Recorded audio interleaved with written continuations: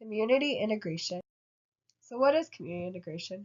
Community integration is when individuals feel physically and socially integrated into a community in which they live. There are many definitions for integration, for community integration, and so I've put the page number which you can find those at, and it is in Stumbo's book on page 368. However, McColl found three common elements between those definitions of community integration, and he mentions that those are relationships with others, independence in one's living situation, and activities to fill one's time. And as a therapeutic recreational specialist in helping people to reach community integration, we should help them learn those necessary skills to make transitions from the places they are receiving treatment into their community and help them to live as independently as they possibly can. We also have a responsibility to help others in the community learn about accessibility, acceptance, and accommodation. These are the different types of groups that we work with to help them to be integrated into communities that are mentioned in Stumbo's book. And they include spinal cord injury, brain injuries, experienced stroke, intellectual disabilities, developmental disabilities, refugees, mental health difficulties, autism, and older individuals.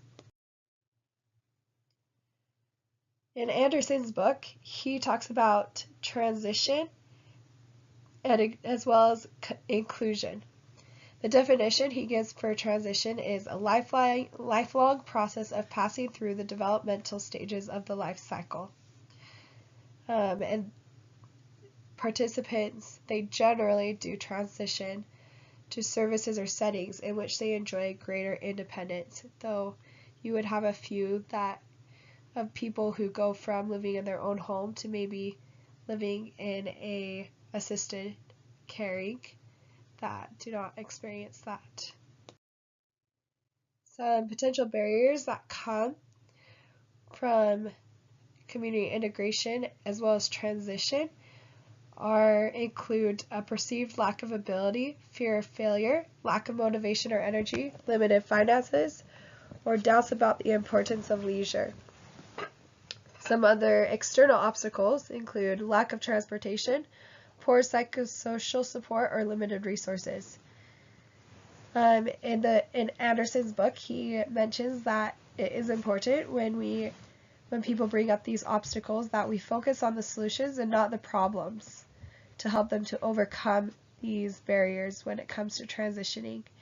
And he gave some examples in a chart that we can look at on page 339 for solutions to these transitioning barriers. For the transition planning, it requires a close attention to internal strengths of the participants and to the external strengths and resources of the community. The planning is essential during times of transition because we want to help the participants to achieve their vision of how they want to experience life in the new situation in which they will be living.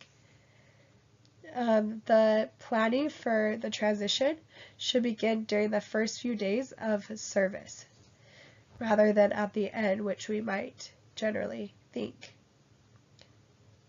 Transitions are most effective when a participant is highly invested in the transition process and motivated to do well, just like they would be in any planning process that we should be doing with them. They should be a huge part of that. So inclusion is being a member of a whole, encompass or embrace as part of a whole. This implies that people with disabilities need to be physically and socially included in programs, and it means recognizing we are all one, even though we are not the same. Some connotations of inclusion that were found in Anderson's book, which I really enjoyed, they say, everyone has the same choices and opportunities for recreation participation. People with disabilities participate with others that share their interests, not their disability. People are welcomed, appreciated, and accepted for who they are, regardless of their ability level. Participants have the support and accommodations they need to participate in recreation as fully as possible. Opportunities exist to interact socially and make friends. Recreation areas and facilities are architecturally accessible, and inclusive recreation creates a sense of belonging.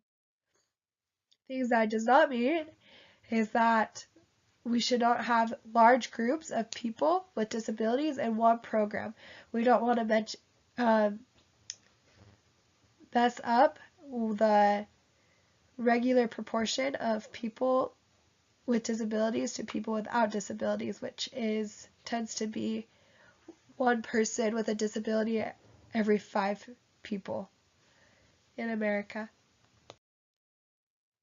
Some outcomes that come from exclusion that are negative include social anxiety, depression, low self-esteem, loneliness, decreased pro-social behaviors, aggression, life feels less meaningful, and bad health.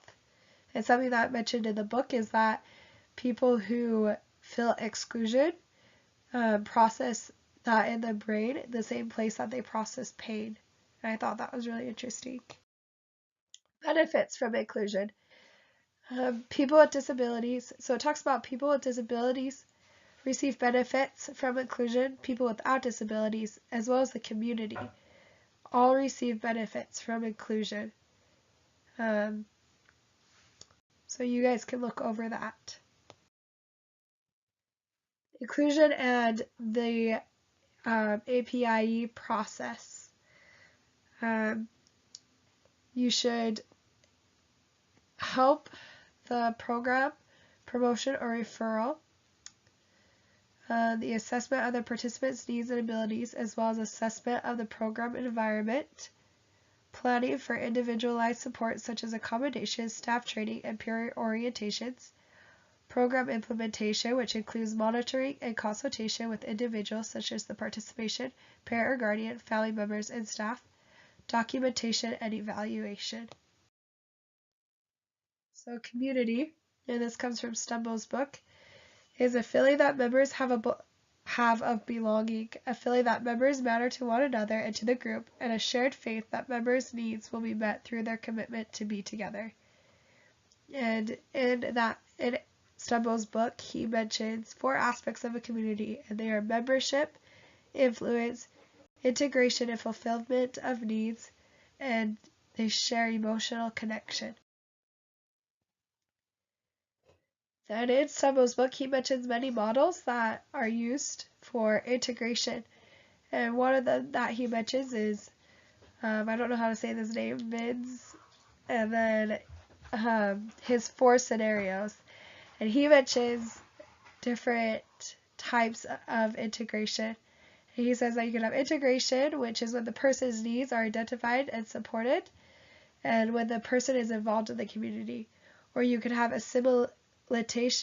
assimilation, when the needs are not identified or met, but the person is still involved in that community. Segregation is when the person's needs are identified and met, but the person is not involved in that community. And marginalization is when neither the needs are identified or met, as well as the person is not involved. Another model that is mentioned in Stumbo's book is the ecological approach.